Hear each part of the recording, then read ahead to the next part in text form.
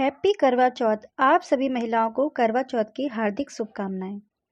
कार्तिक मास की कृष्ण पक्ष की चतुर्थी को करवा चौथ का व्रत किया जाता है। यह स्त्रियों का प्रमुख त्यौहार है। सुहागिन स्त्रियां अपने पति की दीर्घायु के लिए यह व्रत करती हैं। यह व्रत निर्जल किया जाता है। इस व्रत में गणेश जी का पूजन, करवा माता का पूजन, चौथ माता का पूजन और चंद्र भगवान का पूजन किया जाता है। इसमें विशेषता यह है कि इसमें गेहूं का करवा भर के पूजन किया जाता है और विवाहित लड़कियों के यहाँ चीनी के करवे भेजे जाते हैं। महिलाएं 16 श्रृंगार करके पूजा पाठ करती हैं, चंद्रदेव को अर्घ्य देती हैं। उसके बाद अपने पति की आरती उतारकर उनके हाथों से जल पीकर अपना व्रत खोलते हैं। सभी महिलाएं करवा चौथ की पूजा बहुत ही विधि विधान से करती हैं। इस व्रत में पूजा के साथ साथ कहानी सुनना बहुत ही आवश्यक बताया गया है। बिना कहानी के यह व्रत पूर्ण नहीं माना जाता है। करवा चौथ की कथा कुछ इस प्रकार है। एक साहूकार था, उसके 7 बेटे और एक बेटी थी। सातों भाई बहन एक साथ बैठकर खाना खाते थे। एक दिन कार्तिक चौथ का व्रत आया तो भाई बोले कि आओ बहन खाना खा लो। उसकी बहन बोली कि आज मेरा करवा चौथ का व्रत है, इसलिए चांद निकलने पर ही मैं खाना खाऊंगी। तब भाई बोले कि क्या हमारी बहन भूखी ही रहेगी? तो एक भाई ने दिया लिया और एक छलनी ली। एक पेड़ के पास एक तरफ होकर दिया जलाकर छलनी दिखा दी और आकर बोला, बहन तेरा चांद निकल आया है। तो वह भाभियों से बोली कि आओ भाभी अर्घ दे दें। तब भाभियां हंसकर बोली कि बहन जी तुम्हारा चांद निकला है, हमारा चांद तो रात को निकलेगा। तो उसने अकेले ही अर्घ दे दिया और अपने भाइयों के साथ खाना जीमने बैठ गई। पहले ही कौर में बाल आया, दूसरे कौर में कंकड़ आया, तीसरे कौर में ससुराल से बुलावा आ गया कि जमाई राजा बहुत बीमार है, जल्दी से भेज दो। तब माँ बोली तू जल्दी से अपने ससुराल चली जा। तब उसने उसके पल्ले में सोने का एक टका बांध दिया और कहा कि रास्ते में कोई भी मिले उनके पैर छूती जाना और उनका आशीर्वाद लेती जाना। जब लोग रास्ते में मिले तो उसने वही किया, वो सबके पैर छूती गई और सबका आशीर्वाद लेती गई, परंतु उसे किसी ने भी सुहाग का आशीर्वाद नहीं दिया। ससुराल में पहुंचते ही दरवाजे पर छोटी ननंद खड़ी थी, तो उसने उसके पैर छुए। तो ननंद ने कहा, सील हो सपूती हो, 7 पुत्रों की माँ हो, तेरे भाइयों को सुख मिले। यह बात सुनकर उसने जो सोने का टका उसकी माँ ने दिया था वह उसने अपने पल्ले से खोलकर अपनी नंद को दे दिया। अंदर गई तो सासू ने कहा कि ऊपर मुंडेर है, वहां जाकर बैठ जाओ। जब वह ऊपर गई तो उसने देखा कि उसका पति मरा पड़ा है, तो वह रोने और चिल्लाने लगी। जब उसे अपने किए हुए दोषों का पता लगा तो उसने पश्चाताप किया। इसके पश्चात जब तिल माह की चौथ माता आई तो वो बोली, करवा ले लो, करवा ले लो, भाइयों की प्यारी करवा ले लो, दिन में चांद उगाने वाली करवा ले लो, ज्यादा भूख वाली करवा ले लो। तब वह चौथ माता की बात सुनकर बोली कि तूने मेरा सुहाग उजाड़ा है, अब तू ही सुधारेगी, मुझे सुहाग देना ही पड़ेगा।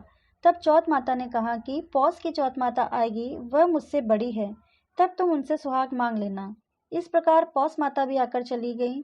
माघ की, फागुन की, चैत की, बैसाख की, जेठ की, आषाढ़ की, श्रावण की, भादों की, सारी चौथ माताएं आकर चली गई और सभी ने एक ही जवाब दिया कि जब अगली चौथ माता आएगी तो उनसे कहना।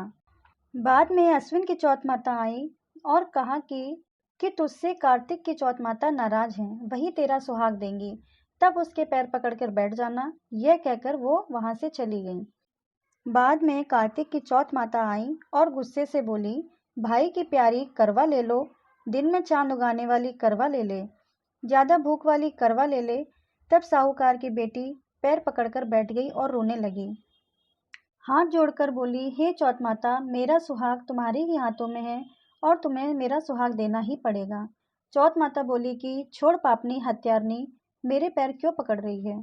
तब वे बोली कि मुझसे गलती हुई है, उस गलती को आप ही सुधारो, आपको मुझे सुहाग देना ही पड़ेगा। मुझसे जो पाप हुआ है उसके लिए मैं क्षमा चाहती हूँ। इस बात को सुनकर चौथ माता खुश हो गई और आंख में से काजल निकाला, नाखूनों पर से मेहंदी निकाली, मांग से सिंदूर दिया और चितली अंगूठी का छींटा दिया। तब उसका पति उठकर बैठ गया। वह कहने लगा कि आज मैं बहुत सोया। तब उस लड़की ने कहा कि आप 12 महीने से सो रहे हैं, मुझे तो आपको कार्तिक की चौथ माता ने वापस दिया है। उन्होंने मुझे सुहाग का आशीर्वाद दिया है। तब वह बोला कि चौथ माता का उज्जमन करना चाहिए। तब उन्होंने चौथ माता की कहानी सुनी, खूब सारा चूरमा बनाया और उनका विधि विधान से पूजन किया। इस प्रकार उसकी श्रद्धा भक्ति सहित कर्म को देखकर भगवान गणेश व चौथ माता ने प्रसन्न होकर उसके पति को जीवन दान देकर उसे आरोग्य करने के पश्चात धन संपत्ति से युक्त कर दिया। इस प्रकार जो कोई छल कपट को त्याग कर श्रद्धा भक्ति से चतुर्थी का व्रत करते हैं वे सभी प्रकार से सुखी होते हैं और सभी क्लेशों से मुक्त हो जाते हैं। बोलो चौथ माता की जय हो। अब सुनते हैं कार्तिक चतुर्थी को सुनी जाने वाली गणेश विनायक जी की कहानी। एक अंधी बुढ़िया थी जिसका एक लड़का और लड़के की बहू थी। वह बहुत गरीब था। वह अंधी बुढ़िया रोज गणेश जी का पूजा किया करती थी। गणेश जी साक्षात सम्मुख आकर कहते थे कि बुढ़िया माई तू जो चाहे सो मांग ले। बुढ़िया कहती थी मुझे मांगना नहीं आता तो कैसे क्या मांगूं। तब गणेश जी बोले कि अपने बेटे बहू से पूछकर मांग ले। तब बुढ़िया ने अपने बेटे और बहू से पूछा तो बेटा बोला कि धन मांग लो, बहू बोली कि पोता मांग लो। तब बुढ़िया ने सोचा कि बेटा बहू तो अपने अपने मतलब की बात कह रहे हैं, अतः उस बुढ़िया ने पड़ोसन से पूछा तो पड़ोसी ने कहा कि बुढ़िया तेरी थोड़ी सी जिंदगी है, क्यों तू धन मांगे और क्यों तू पोता मांगे। तू केवल अपने नेत्र मांग ले, जिससे तेरी शेष जिंदगी सुख से व्यतीत हो जाएगी। उस बुढ़िया ने बेटे और बहू तथा पड़ोसियों की बात सुनकर घर में जाके सोचा जिससे बेटा और बहू सबका ही भला हो जाए वह भी मांग लूं और अपने मतलब की चीज भी मांग लूं। जब दूसरे दिन श्री गणेश जी आए और बोले कि बोल बुढ़िया क्या मांगती है, हमारा वचन है कि तू जो मांगेगी वो पाएगी। गणेश जी के वचन सुनकर बुढ़िया बोली, हे गणराज, यदि आप मुझ पर प्रसन्न है तो मुझे 9 करोड़ों की माया दो, निरोगी काया दो, अमर सुहाग दो, आंखों में प्रकाश दो, नाती पोता दो और समस्त परिवार को सुख दो, अंत में मोक्ष दो। बुढ़िया की बात सुनकर गणेश जी बोले, बुढ़िया माँ तूने तो मुझे ठग लिया है। खैर जो तूने मांग लिया है वह सभी तुझे मिलेगा। यूं कहकर गणेश जी अंतर ध्यान हो गए। हे गणेश जी, जैसे आपने बुढ़िया मांगे अनुसार उनको सब कुछ दिया, वैसे ही सबको सब कुछ देना और हमको भी देने की कृपा करना। बोलो गणपति महाराज की जय हो।